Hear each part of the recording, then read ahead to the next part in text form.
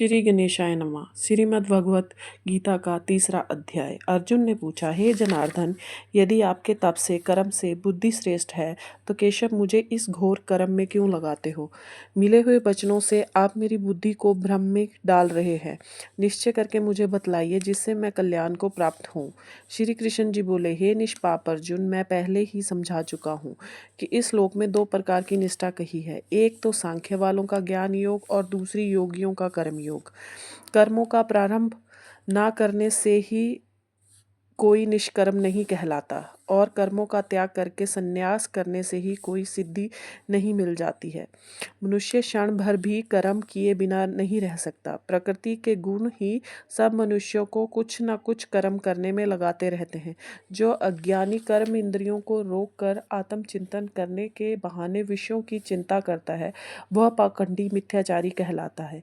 हे अर्जुन, जो इंद्रियों को मन से दमन कर विषयों में प्रवृत्त न होने देकर उनसे कार्य लेता है, वह कर्मयोग का अभ्यास कहलाता है और श्रेष्ठ कहता है।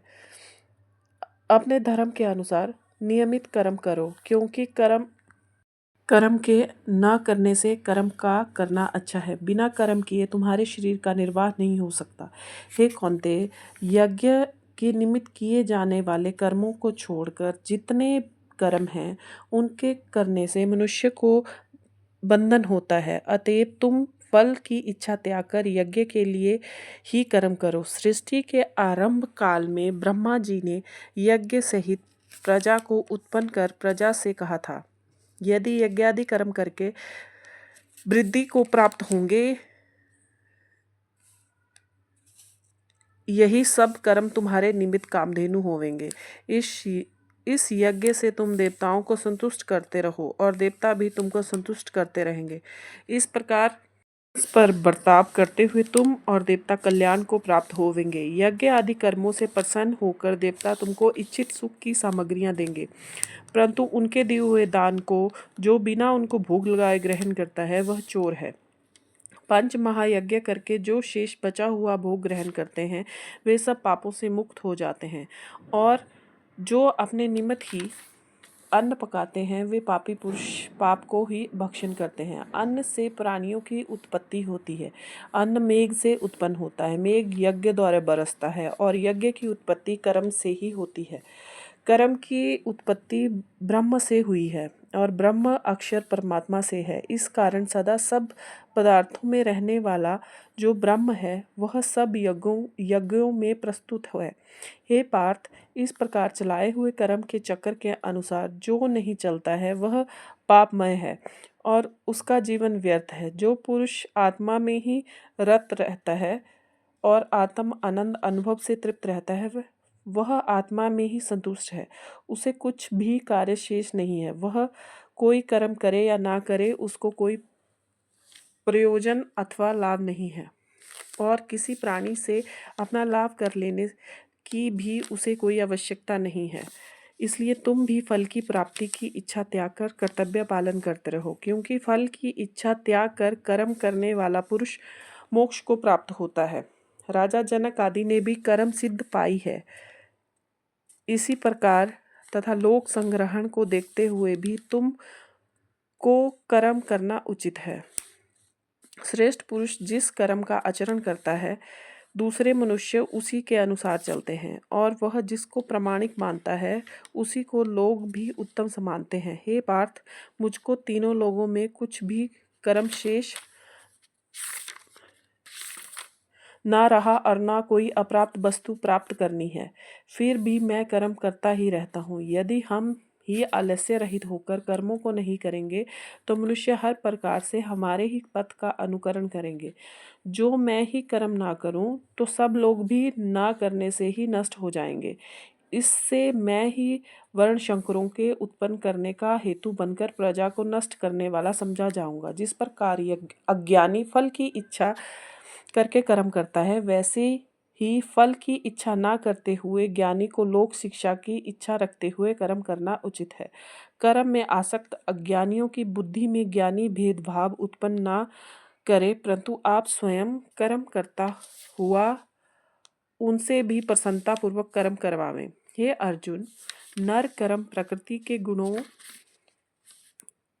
करके ही उत्पन्न होते हैं, परंतु जिनकी बुद्धि अहंकार से भ्रष्ट है, ऐसे मूर्ख लोग समझते हैं कि हम करता है, परंतु जो गुण और कर्म के विभाग का सच्चा तत्व जानता है, वह ज्ञानी पुरुष यह समझकर इससे आसक्त नहीं होता कि गुणों का यह खेल आपस में हो रहा है। प्रकृति के गुणों करके भूले हुए मनुष्य गुणों और कर्मों में आसक्त होते हैं। उन अल्पज्ञ मंदों को ज्ञानी पुरुष कर्मयोग चलायमान ना करें। हे अर्जुन, अध्यात्म बुद्धि से सब कर्मों को तुम मुझ में अर्पण करके कर्म फल की आशा, ममता इनको छोड़कर संग्राम करो। जो पुरुष श्रद्धापूर्वक मेरे वचनों पर दोष दृष्टि ना करके मेरे इस मत के अनुसार आचरण करते हैं, वे लोग कर्म बंधन से निश्चय ही मुक्त हो जाते हैं। और जो अज्ञानी इस मत पर दोष दृष्टि करते हुए इनको ग्रहण नहीं करते हैं, वे संपूर्ण ज्ञान से रहित उनको नष्ट हुआ जानो। ज्ञानी मनुष्य भी अपनी प्रकृति के अनुसार आचरण करता है। जीवन मात्र अपने स्वभाव के अनुसार रहते हैं। वहाँ हठ करने से क्या होगा? इंद्रियां और इंद्रियों के विषय में प्रीति द्वेष दोनों व्यवस्थित हैं। इन राग द्वेषों के बस में ना होना चाहिए, क्योंकि ये मनुष्य के शत्रु हैं। अपना कठिन धर्म भी दूसरे के सहज धर्म में से हितकर होता है। स्वधर्म में मरना भी कल्याणकारक है, परंतु अन्य धर्म में भयानक है। हे अर्जुन,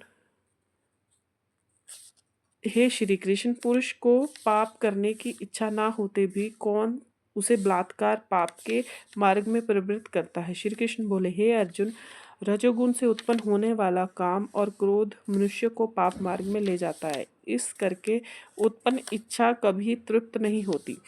ये महापापी और घोर शत्रु हैं। जैसे धुएं से अग्नि, धूल से दर्पण और झिल्ली से गर्भ का बालक ढका रहता है, उसी प्रकार विषय की इच्छा से आत्मज्ञान ढका हुआ है। हे कुंती पुत्र, इस शत्रु काम को करके ज्ञानियों का ज्ञान आच्छादित हुआ है और सदा अग्नि की तरह तृप्त नहीं होता। इंद्रियां, मन और बुद्धि इसी काम के आश्रय स्थान हैं। इनके सहारे विषय इच्छा ज्ञान को आच्छादित करके जीव का मोह कर लेता है। अतएव तुम सर्वप्रथम इंद्रियों को वश में करके ज्ञान और विज्ञान को नष्ट करने वाले इस काम को जीतो।